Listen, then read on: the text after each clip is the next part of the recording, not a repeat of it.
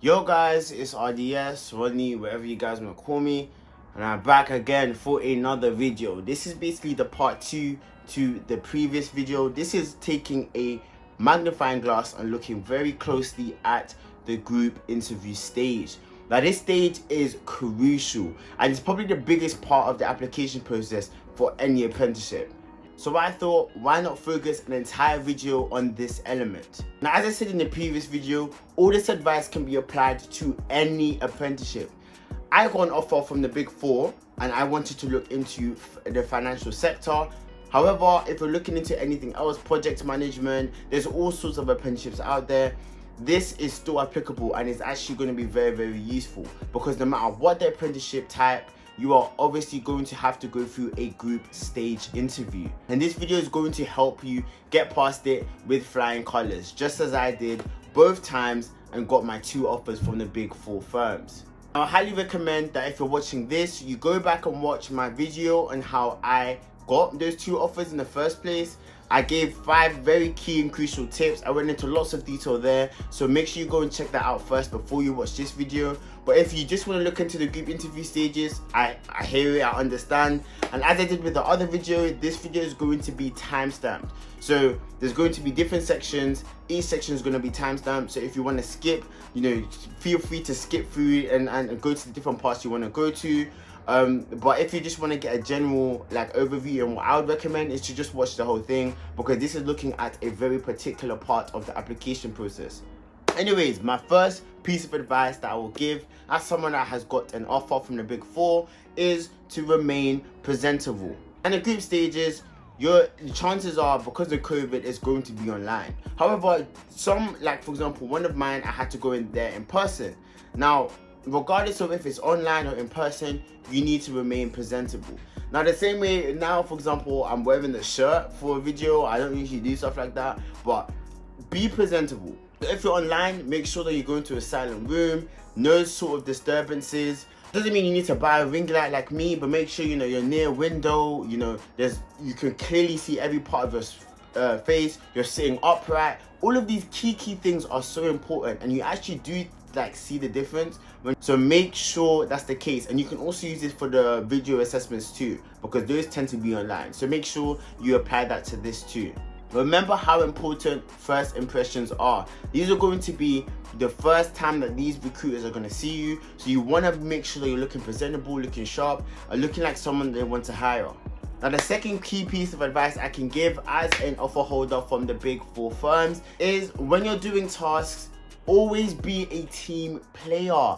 Now, every company is looking for a team player. Every company is looking for cooperation, and I cannot stress this enough. Now, in the previous video, I talked about you searching up the company's values. 9 times out of 10, their value is going to have something to do with working in a team. Teamwork, inclusivity, togetherness, etc. Because no matter what you're doing, whatever it is, you are going to need to work in a team. So it's very, very small things. And flip, why is my... So small examples is, giving room for people to speak. If someone's speaking, you're constantly nodding your head, showing that you're listening to them. If you notice someone that isn't speaking as much, asking, what's your opinion on things? Be the one that changes the tempo, but showing that you're actively looking at your team members and seeing what everyone's doing. If someone's more quiet than someone else, try to turn the spotlight onto that quiet person, because in the eyes of the firm, that quiet person might have such a good idea that could, boost the productivity. So you need to be able to listen and pay attention to the entirety of your team. Now, you need to highlight and show that you can do this in these group stages. So this is something that you generally need to practice and work on. Another thing, don't be that guy that the know-it-all. They generally don't care. They don't want someone that knows everything already. They want someone that is willing to learn. If you actually search up what an apprentice is, it's someone that is willing and able to learn. They want to learn. They don't want someone that knows it all already. They want someone that's able to learn and grow with the company. That's what they're looking for. They're looking for the long term. So don't show and be that person that's always answering questions, always doing everything, not giving people room to speak. Because chances are they're not going to continue your application further, because 1, you're showing you can't work in a team, and 2, You're being over eager, like you're trying to be that bright star and overshine everyone else, and that is not what firms are looking for. Now, the third key piece of advice I can give as a offer holder from the big four firms is to become an active listener. Now, most people generally are, okay? Most people tend to listen to people when they're speaking, etc. But some people, they aren't active listeners in terms of they're constantly listening and picking up on the small things. To firms, this is crucial, and it kind of links back to the other point I gave about being a team person as well. You need to know and use people's names. So they're gonna probably put you in a group. It might be a group of 3, a group of 4, but it's gonna be a much more intimate group. You need to learn the names of the people as quick as you can. Now, if it's online, you can write on the side their names, and that's what I did. One of my group interviews were online. So on the side, I wrote down their names, so I made sure I knew what the names were. You need to show that you're able to use people's names quickly and be direct. As I said in the previous point, encourage quiet listeners and people that don't really talk to speak up. So not in a passive aggressive way, but in terms of when there's a group discussion and you want to come to a conclusion, you make sure you ask every single person, because for some people, and especially in the group interview stages, they freeze up, they get scared. You need to be able to give them that that encouragement, and that shows, one, you're a team leader, and 2, it gives that opportunity to the other person to shine as well and potentially get an offer too. So by you doing that, you're kind of it's killing 2 birds with 1 stone. You're helping someone else while you're helping yourself. So why not do it? Another key thing is to listen to people's points and try to develop on them. As I said, when you walk into these group interviews, the one thing that should be going through your brain is teamwork. That is what they're looking for. I could call this whole video just teamwork and just plaster it all over the screen, because that is what every firm is looking for. So you need to be able to show it. And one key way, and this is a little trick that I can give you guys, is to build on people's points. Now, for example, someone could make a point earlier. Let's say we're talking about, what's the topic? Let's say we're talking about green emissions. Okay, this is completely random. And someone has an initiative for us to cycle to work, right? And let's say you have a different initiative to say, let's say for example, more workshops talking about how you can pick up more litter, etc. So even though you guys have different initiatives, you can kind of use each other's strengths in a way that benefits you both. So an example is you'd say, okay, well, following on what, let's say his name is Adam, you say, following on what Adam said previously about cycling to work, I generally feel like that would be a good idea. We'll be able to do X, Y, and Z. However, I think that because of this, we can use that instead. And then you bring in someone else's point. But then by you doing that, you're showing the recruiter that, look, I'm able to listen to people's points, for 1, 2, incorporate it in my own, and 3, provide a critical analysis on what the best option actually is. You need to show these people that you're not just here to play around and play games. You're an adult that's generally looking to learn. Now, the 4th piece of advice I can give as a offer holder from the big 4 firms is to be a creative contributor. Now, for example, as I said previously, each firm is going to have their own values, their key beliefs. And I said this in the previous video as well, but incorporate these in your answer. Now, for every answer you do, try your hardest. I'm not saying to do it for every single one and force it, but in places where you can, do it. Because again, it shows the firm that your values align with theirs, so you're going to be a perfect fit for them. Now, I recommend, and as I said in the previous video, make sure that you write down the company's values. You need to know the company's values like the back of your hand. If it means writing it down and placing a sticky note next to the computer so you know, do that. So when they're answering questions or when they're giving you questions, you can incorporate them in your answers. And believe me when I say the recruiters know their values, and they know when people are talking about their values. So that's essentially what they're looking for, and that's what you need to be picking up on. But make sure you be creative. Think outside the box. Don't force it. For example, if their values is inclusivity or teamwork, don't try to use the STEM word of inclusivity and teamwork when you're answering. Try to do it in a more seamless way. I know it's difficult, but over time, when you practice and practice, you become better at it. And this is a key piece of advice that I can give you.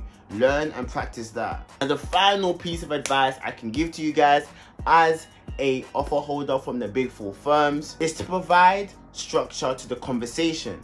Now, as I said, when you're doing the group stages, you're going to be given a task. That's going to be a key. Now, the size of the group depends on the firm. Most times, you know, it tends to be between 3 to 6 people in a group, including yourself. So you want to be the one that provides structure, because again, that's what firms are looking for. They're looking for someone that works in a team, that is organized and is hardworking. That is something that is universal to all sorts of workplaces. So this is a little trick, again, that I learned, is to time keep. Now, this one's a bit techie because you need to be the first person to say it, and you need to do it in a seamless way.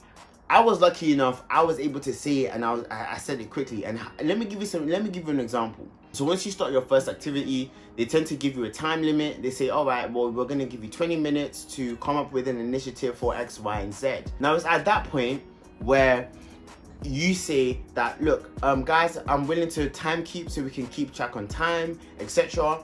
Have your phone, have whatever, and keep track. So set a 20-minute timer and constantly be providing updates. If you've gone through 5 minutes, be like, all right, 5 minutes has passed, you know, let's move on to the next stage. 15 minutes have passed, guys, and just be constantly giving reminders of the time. So by you doing that, again, you're providing structure. You're showing that, look, you know, I'm able to direct a team, but also, you know, not trying to overbear and be someone that's doing too much, if you get what I mean. This can honestly be the biggest game changer for you. But as I say, take it with a pinch of salt and be careful, because I'm sure I'm not the only person that's done this, and people have done it as well. So if someone else has offered to do it, don't panic and think, oh, like I failed. No. But if you do manage to get in that first word and be like, all right, you know, I'm willing to time keep, and you do it in a very natural way, that is like ultimate brownie points. It is very, very beneficial. So it is something that you should, you know, maybe write down when you're preparing for your group interview stages, because it is something that does come very beneficial. And that's it, guys. Those are all the tips I'm going to provide you as someone that has got an offer, 2 offers actually, from the Big 4 firms. Now, I don't know if I have any other videos planned for apprenticeships, but if you guys have anything that you want to know, any sort of comment, any sort of questions, etc., leave it in the comment section below. Okay, I'm gonna try my best to comment. Not even try my best, I definitely will reply to every single question that's asked in the comment section below.